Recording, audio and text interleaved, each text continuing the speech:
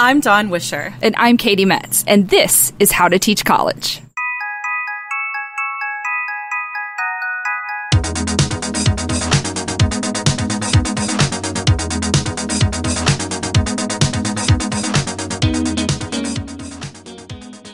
Welcome back to How to Teach College. I am Katie Metz here with my friend. And so today we're going to hit on something that I think is really, really impactful. It might be like, why are you guys talking about this particular subject?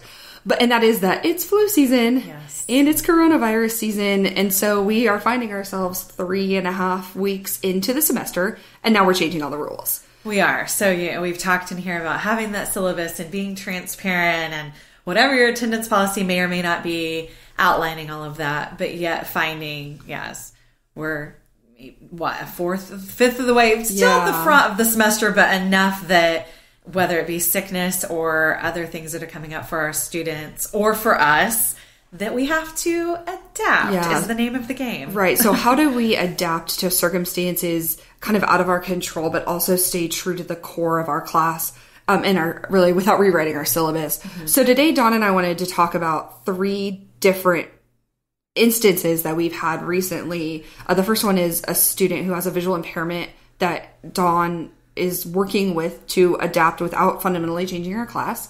Then I'm going to talk about a breakup story. And then finally, we'll just talk in general about how we've been managing what has been a pretty nasty flu season so far, both with ourselves and our students. So some of these topics we might end up we likely will end up expanding more on, but again, the common denominator is just adapting. You think maybe in the spring semester, if you taught the same class in the fall, well, now, it should all be got the kinks out in the fall. Now we can do it in the spring, but it's a whole new set of things that you have to deal with. So this is actually, it's not this semester. It is a semester from the past, but I'm hearing from other students about the adaptations that they need from me. And it reminded me about a student who had a visual impairment in my class. And so in my class, I do, tend to use PowerPoint, which I do believe most teachers do nowadays. I also use quite a few videos, and TED Talks are pretty great for the type of class that I teach. But my student needed all of the videos to have closed captioning on them, and I had never had to deal with that. So it was a bit of a scramble. Luckily, our DSS office was wonderful and had people that could help me, but it was me going in, and you almost don't realize how much you rely on certain resources until you're there. So I had to go back in and look at all of my lectures. When am I using a video in class so that he could watch beforehand and read the closed captioning and get the info? Or when am I pointing them to videos in their homework? And it's a presentations class. So even when am I pointing them to student presentations from past semesters that I'm using as examples? That's interesting. So I didn't realize how many videos I was actually using. And again, it was the DSS office that did the work for me in the closed captioning, but it was quite surprising just going in and again, locating all of these videos. But I think the other thing, while I know that I'm prepared, you don't realize how unprepared you are when the student might need that video, a couple of weeks or at least a week before you're going to show it in class. Right. So sometimes you're making changes the night before in your lecture. Well, that wouldn't work because he then didn't have that video. That's an interesting point that you make about being prepared and also having to adapt on the fly. So you have a student who has specific needs. I had a student last semester who had some pretty specific needs about the way he took exams. Okay. And both of us were in this we don't really quite know how this is going to work. So you figure it out in advance and have a plan, and then you're also adapting on the fly. And it is. It's this fine line between being prepared. That's one of the things we're assessed on as teachers, but yet being able to be flexible and just at the, we're going to talk more about the flu season here, just being able on a dime to be like, okay, this is not going to work. What am I going to do today instead? So what would your advice be for somebody who runs into a situation like this sort of unexpectedly in this semester? What was the big takeaway? I'll tell you one thing. Maybe I shouldn't admit this on the podcast. I feel like this podcast oftentimes is confessions by Dawn. We're all friends. It's confessions by Dawn and Kate. It's how we failed. But not how to teach college. I wouldn't say I have exact lesson plans. You're not going to go into my box folder, my cloud, and find something that says lesson plans. You're going to find that I have a plan. Right. But I've realized it would be helpful, and this is sort of foreshadowing our conversation today, but to have those lesson plans and maybe even have links to every single video so that if I have to find something quickly, I can.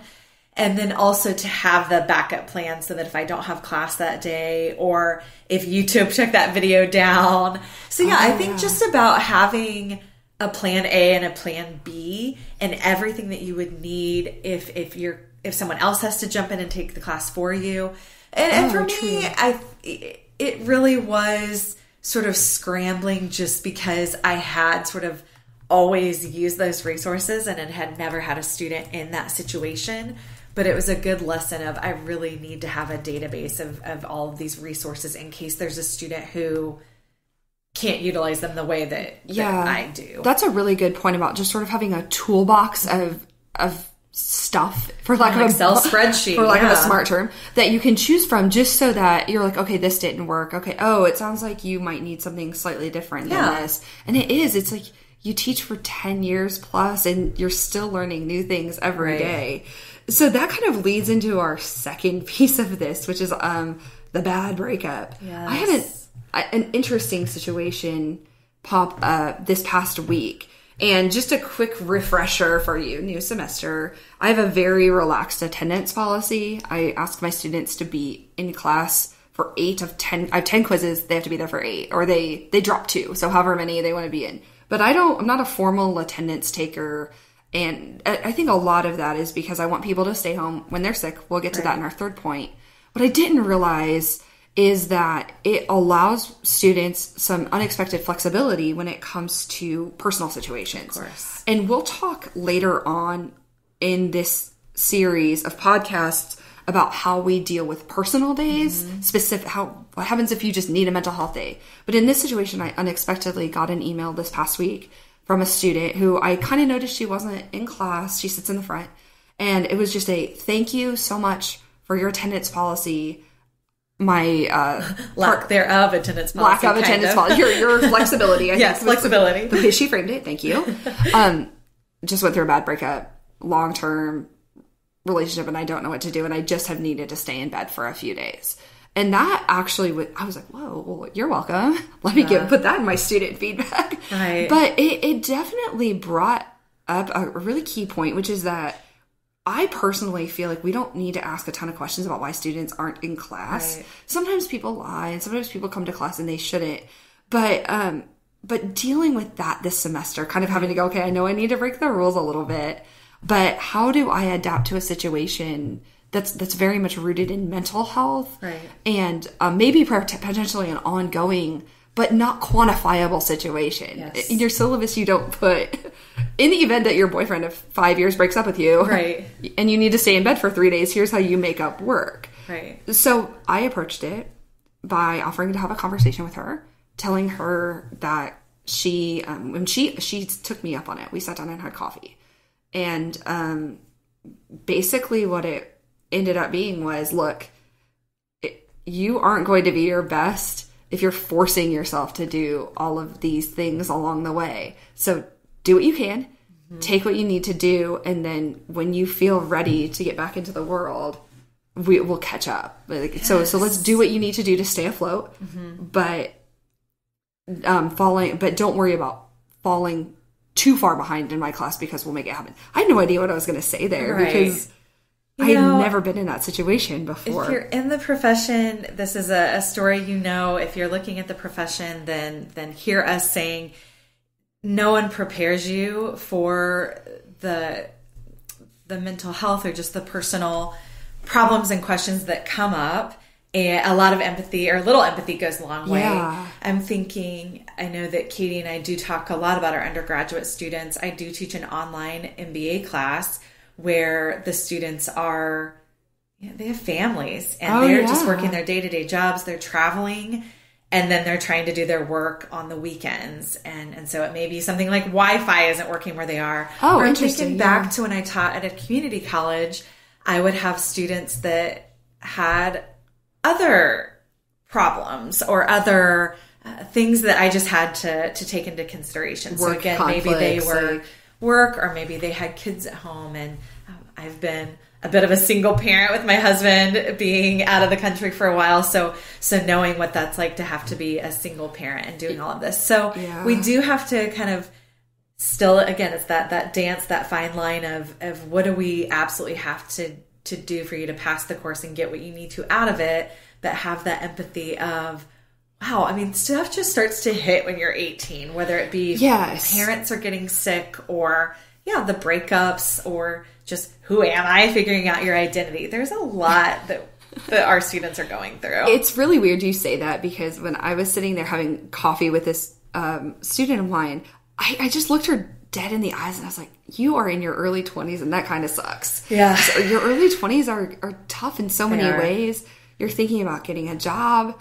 But do you really like your major? And you do? Or it's like, are you moving away from your family or dealing with a relationship? And I think that we want our students to kind of do the right thing. And there are certain things where I get pretty upset if students don't just have basic decorum. Like, I had to tell a student, this is not a venting podcast mostly, I had to tell a student last week not to talk on his phone while he was in my class. Like, please don't talk on your phone. Thank you. During class, thanks. That wasn't something I felt like I needed to say.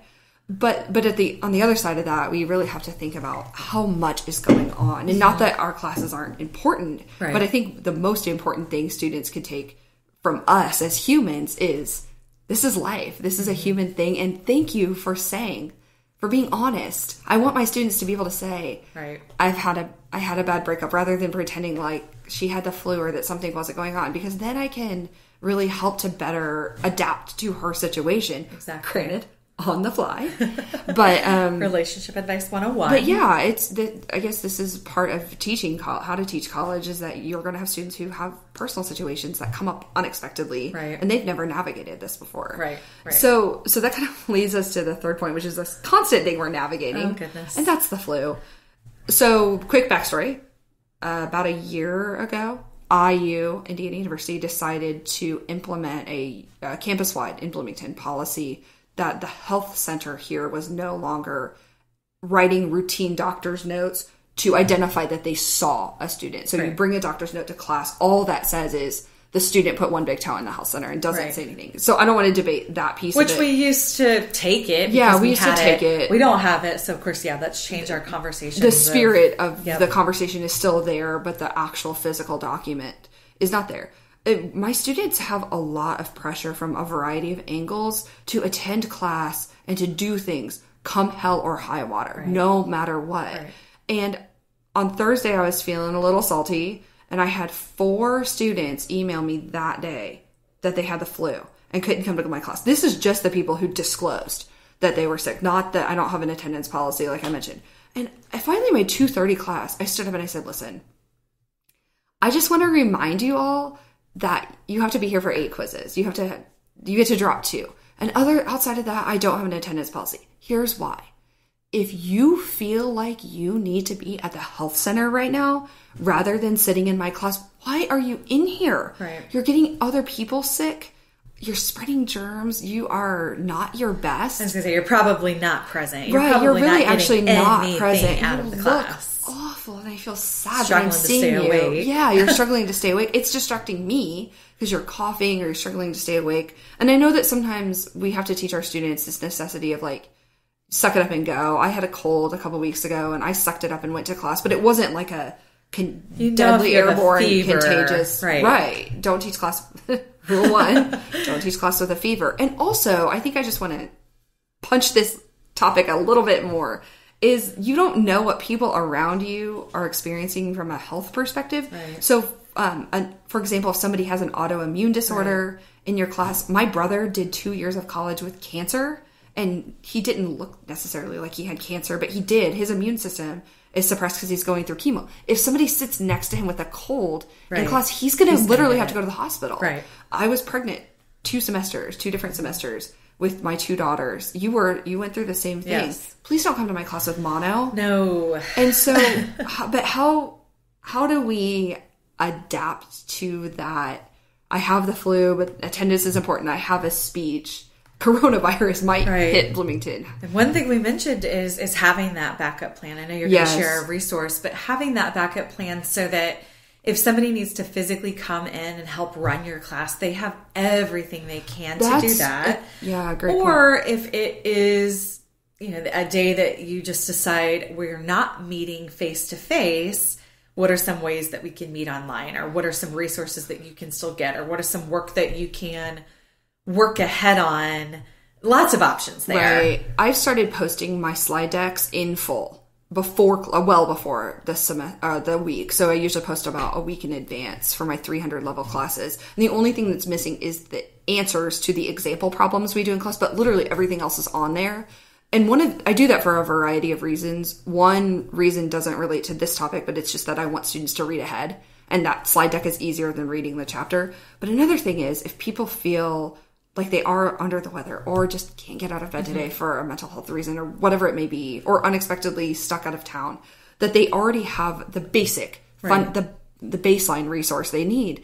It's also helpful for us from a time perspective. If we have other resources out there, we're not backed up 3 days reteaching one person a lecture or pushing our content back in the syllabus, like pushing stuff back and then getting off track.